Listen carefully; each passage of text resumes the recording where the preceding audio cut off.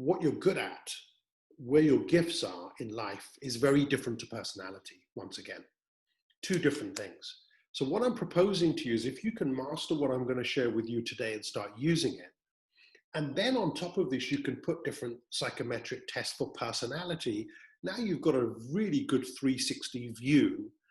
And then if you link it with other tools that we've got, like things like PPKRA, which I'll touch on briefly today, called performance profiling and key result area mapping, linked with certain job roles and the profiling, wow, now you could get to 90%, 95% accuracy to determine who that person is, how they'll behave, and subsequently what type of results will come from that individual. So am I making sense? Are you with me as I set the stage as we go into this module? So, what are the benefits? What are the typical benefits and results that you can get from this? Well, when I started doing this over 20 years ago, I went through a process of, first of all, testing it. So I went back to many people that I knew that were executives, went through a profiling technique and kept fine-tuning it until a few thousand people had gone through this. And then I was ready to take it out to all clients, get on a platform at major conferences and speak about it. And there's quite a few people, for those of you in the Foundry Business Academy private group, I've got quite a few of my old clients in there who I've been catching up with in the last few weeks, and they're all saying the same thing, Reg. One thing that made a huge impact in our life was the DNA profiling, and it's at the core of our work. So what are the benefits and results? Let's go through some of these things that we've got listed, 9 of them, and how once you do the profiling, how could you use it in different ways? So first of all, knowing your strengths. Knowing inside, what am I really good at? Or what have I got inside as a gift or certain talents that need to be unleashed? Okay, and it's about knowing that. So you may have certain things inside you right now, but you're not even aware that those are natural talents. Why? Because you may have not had enough chance to experiment with them right now. No one's guided you to say, hey, this is inside you. Or they're suppressed, as in maybe there were signs of having those talents and strengths at a young age.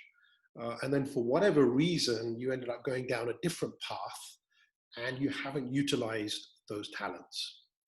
So strengths opposite would be weaknesses. It's understanding what you're not good at, what you're not great at, or sometimes we force ourselves to go down a certain path to go, hey, I'm weak in this area, so therefore I should get upskilled. I should go on a training program. I should learn more about these things. When in reality, Gallup organization did research on this many years ago. It took millions and millions of people who they profiled and surveyed. And they realized that if you know what your weaknesses are and you start developing yourself in that area, you in fact develop your weaknesses further. Isn't that amazing? You end up developing your weaknesses further. Why? Because there's a clear distinction between not having knowledge and doing.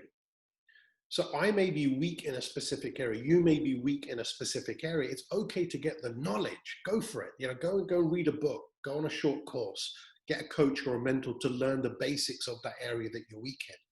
But that's very different to now having a job role where you're doing that thing every day as part of your role. So they discovered with this research that if you start doing it, you will get frustrated. And as a result of the frustration, you're going to end up making mistakes and not get great results. And therefore, that has an impact on your career or your business.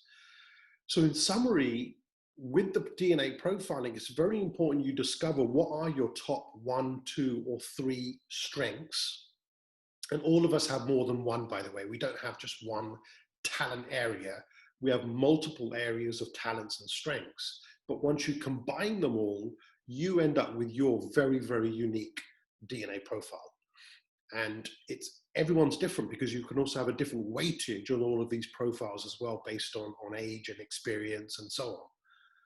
At the same time, it's also knowing about what is the 1 or 2 or 3 weak areas. Where are the weaknesses that you have?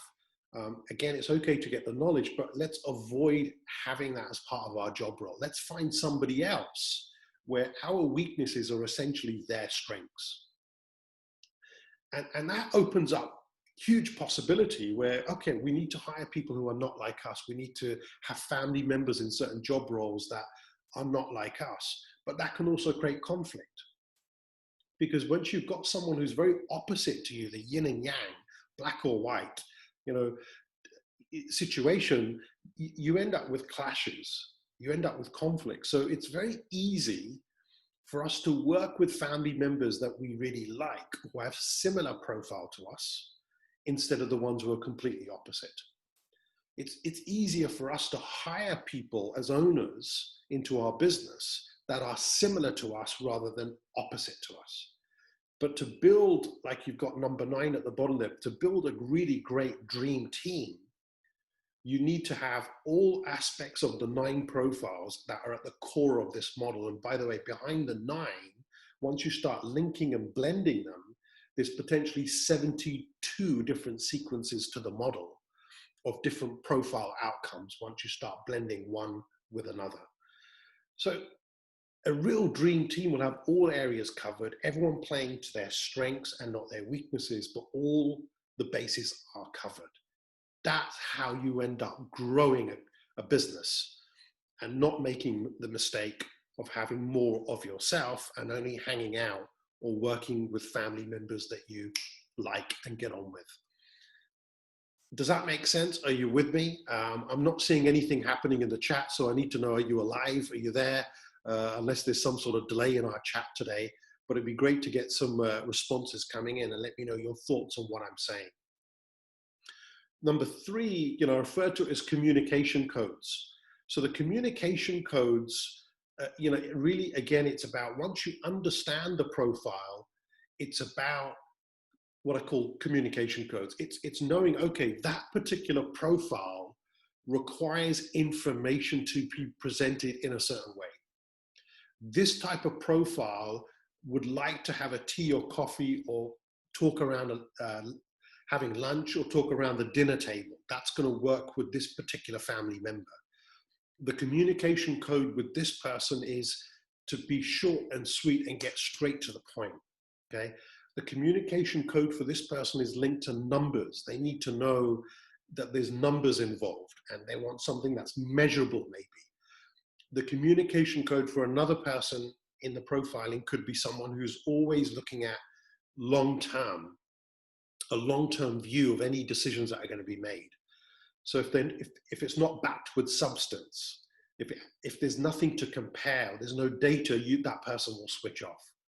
You've got somebody else who communication code will be linked to a little bit of ego, okay?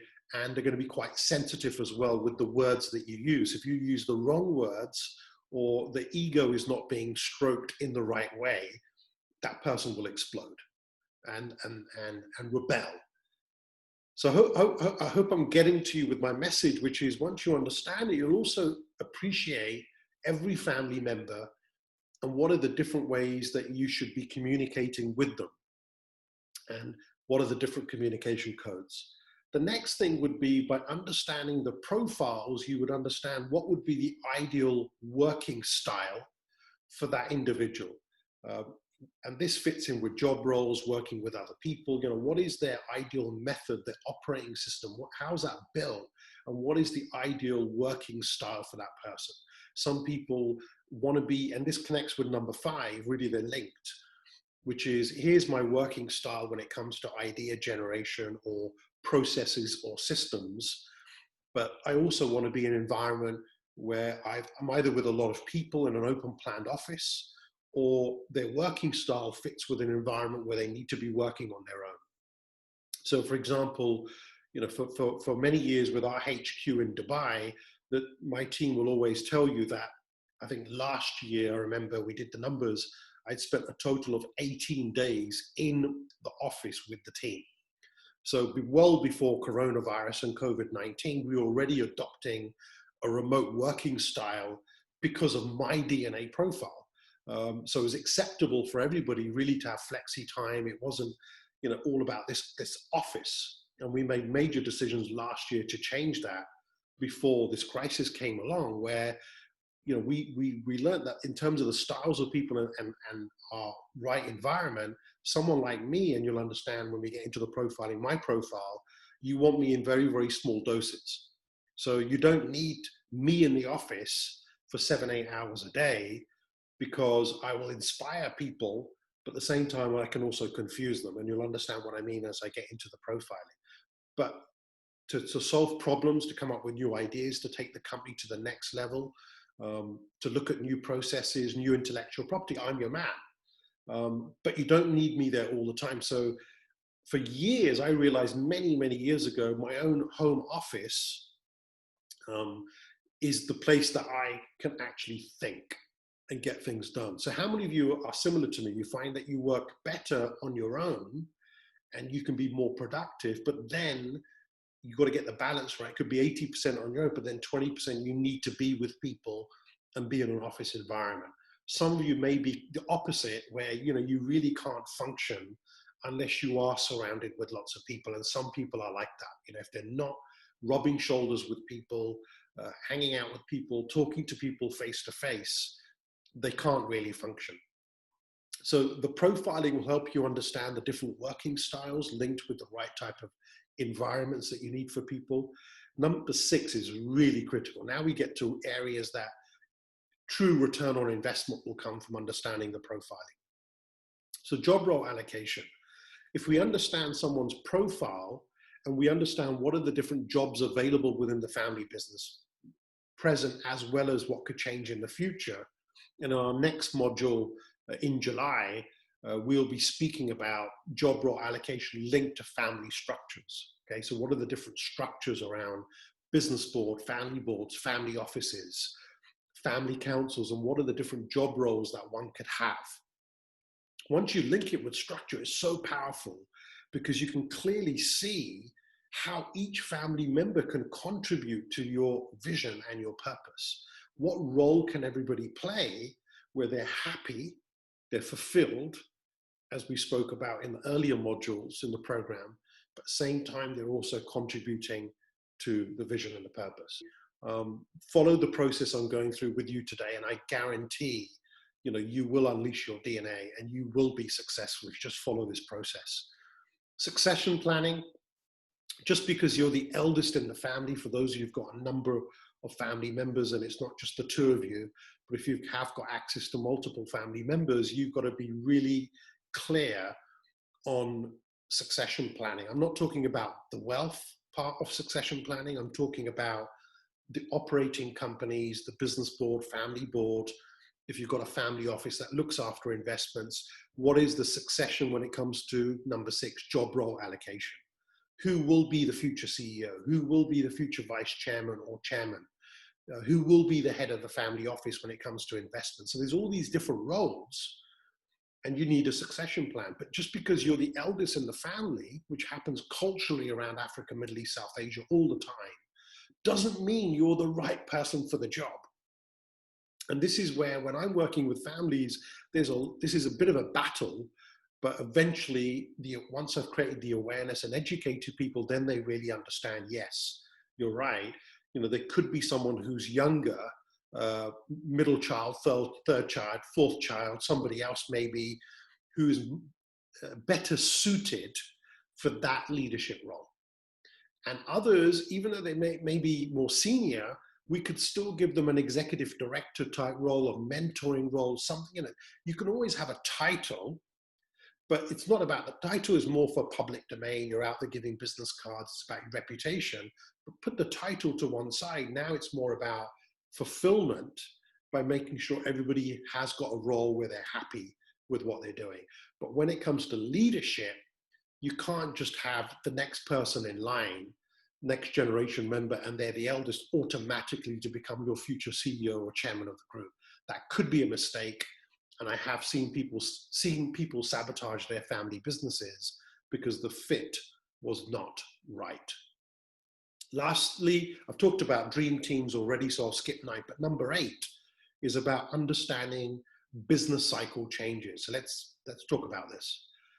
Every business at some stage is going to go through incubation phase, startup, hopefully fast growth. It will then lead to maturity. And at that stage, one or two things is going to happen. There's either a regeneration path, which is going back to how the business started, which is again, incubating something new. Again, startup, fast growth. So that at maturity stage, there's another shoot of what we refer to as a regeneration path. And then 5 years, 7 years, 10 years later, maximum, what used to be, you could have 20 years to do this, but now the world has changed, where that regeneration path actually has to happen every 5, maximum 7 years. So if there isn't another shoot, you will eventually be in a business where gross margins will come down, volumes will decrease, more competition have come in, and eventually you get squeezed out and the business is not really experiencing any exponential growth anymore. It's just very flat, linear growth. So the regeneration path requires similar profiles, skills, and competencies that were there at the beginning.